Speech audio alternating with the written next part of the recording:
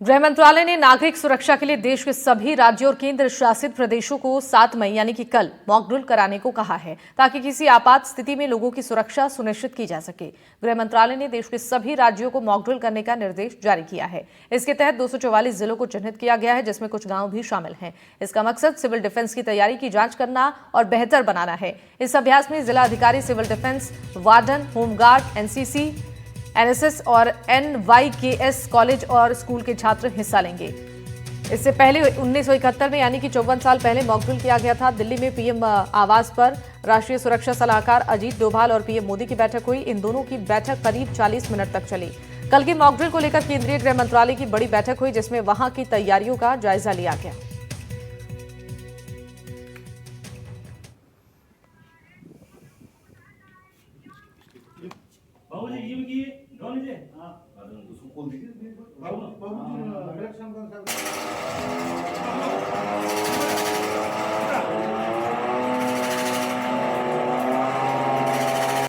तो ब्लैकआउट और सायरन के साथ ये मॉक ड्रिल होगी।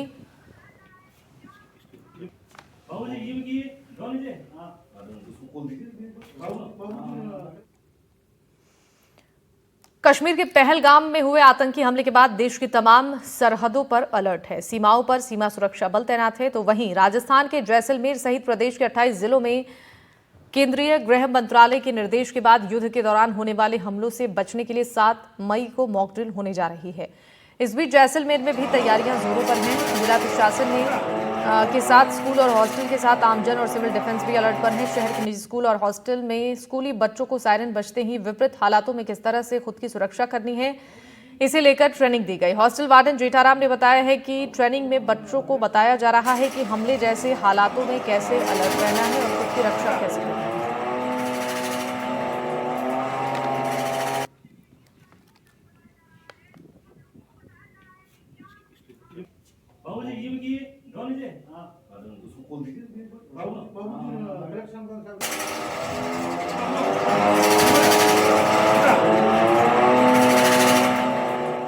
चार 5 दिन से बच्चों को हम ये ट्रेनिंग दे रहे हैं कि किससे छुपना है, क्या करना है, किस तरीके से मतलब अपने आप को सुरक्षित मतलब जगह पे जाना है, करना है। जैसे जमीन से 3 फुट ऊपर छुपना, ये हम बच्चों को ट्रेनिंग दे रहे हैं अपने हॉस्टल के बच्चों को। जैसे मैं आपको अभी डेमो दिखा सकता हूँ।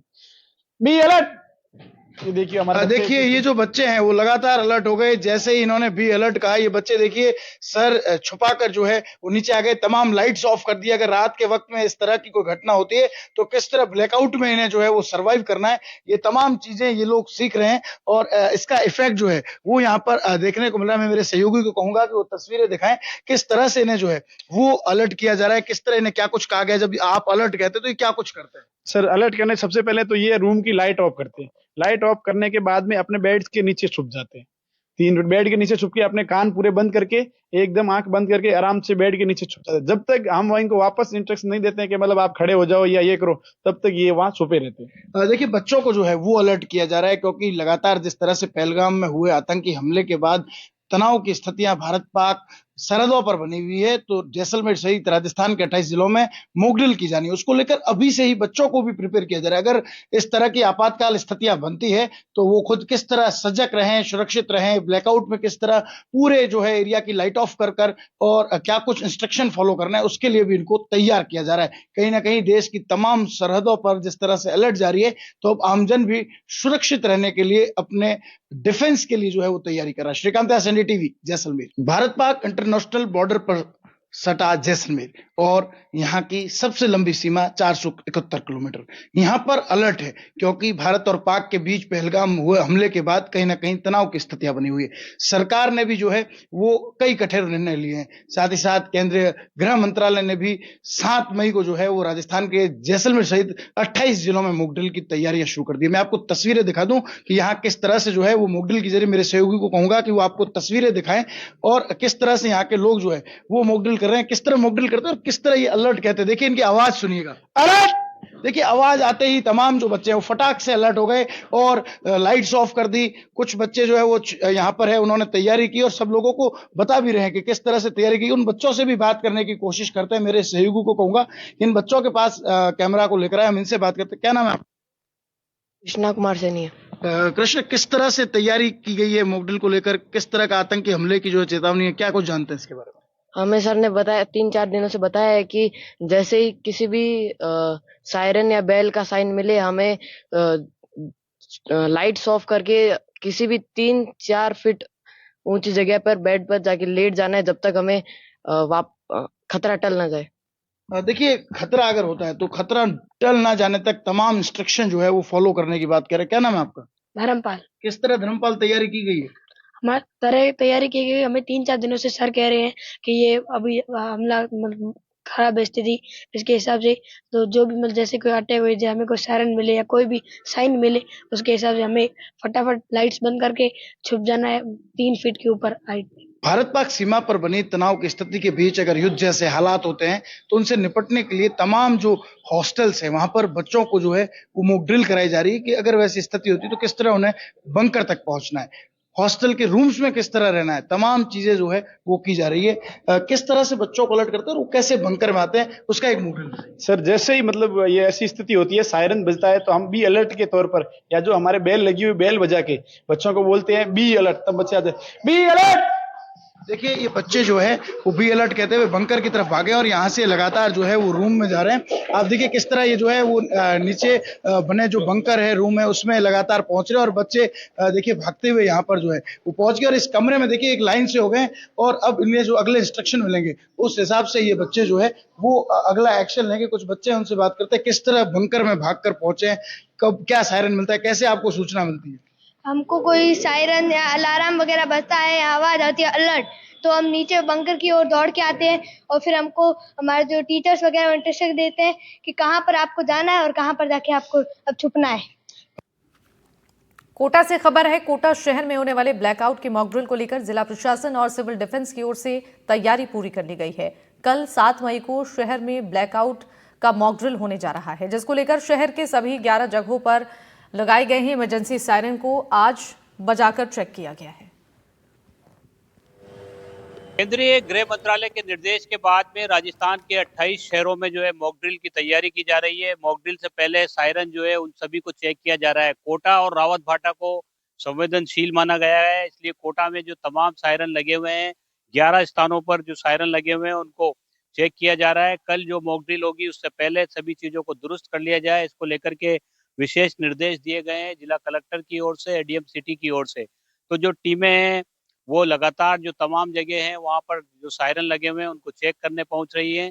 कोटा का ये आरएसी का ऑफिस है। आरएसी का ऑफिस जो है हेरिटेज बिल्डिंग में संचालित है और यहाँ पर जो सायरन लगा हुआ है अब यहाँ पर टीम पहुंची है। तो बात भी करने की कोशिश करते हैं जो अधिकारी टीम के साथ में मौजूद हैं, किस तरह से चेक किए जा रहे हैं और क्या सर किस तरह से चेक किया जा रहा है ये तमाम जो सायरन? लाइनमैन है, यही चेक करके बताएंगे क्या खराबी है, ठीक है नहीं तो जो आपके सामने चालू कर रहे हैं। कहाँ अभी तक चेक कर लिया आपने? हमारे कलेक्ट्रेट में चालू है, पुलिस लाइन में लाइन जली हुई मिली, होम गार्ड में वो लाइन कटी हुई है और महावीर नगर थाने में हमारा मीटर ही गायब कर रखा, उन्होंने काट रखा, कबाड़ा कर रखा मीटर को। अब हम आरएसी आए। तो क्या किस तरह के निर्देश मिले हैं? एक साथ बजाए जाएंगे, एक साथ बजेंगे ये सब? एक साथ बजाए जाएंगे, अभी टाइम निर्धारित नहीं हुआ। क्या एक तकनीक मतलब एक ही जगह से बटन दबा दिया जाएगा वहीं से बज जाएंगे सब? पहला बजते थे ऐसे ही एक जगह से, अब इन्होंने जगह जगह बीएसएनएल वालों ने केबल काट दी, कहीं तोड़ दी, कहीं दब गई, तो अब नहीं बज पाना मुश्किल है। अब कैसे रहेगा सर? अब हमारा एक एक आदमी हर पॉइंट पे रहेगा, जब हम फोन करेंगे वो बजाएगा। तो लगभग कितने टाइम बाद ये सायरन बजाने वाला जो वो हुआ है? तो जैसे कोटा बैराज और स्टेशन वाला जो सायरन है वो तो काम में आते हैं अक्सर, लेकिन ये जो कई स्थानों पर जो लगे हुए हैं इन्हें तो महीना में एक बार चेक करते थे, तो 2 साल से चेक भी नहीं कर रहे हैं, क्यों आदमी नहीं, सब वो ट्रांसफर हो गए, कुछ रिटायरमेंट चले गए। कब से लगे हुए हैं ये सायरन, कितने साल से लगे? ये तो मुझे भी नहीं पता कब से लगे हुए हैं, मैं 2009-10 में आया हूँ यहाँ, जब से तो मैं आता हूँ चेक। आप लोग चेक करते हैं? जी, अभी 2 साल से चेक नहीं कर रहे।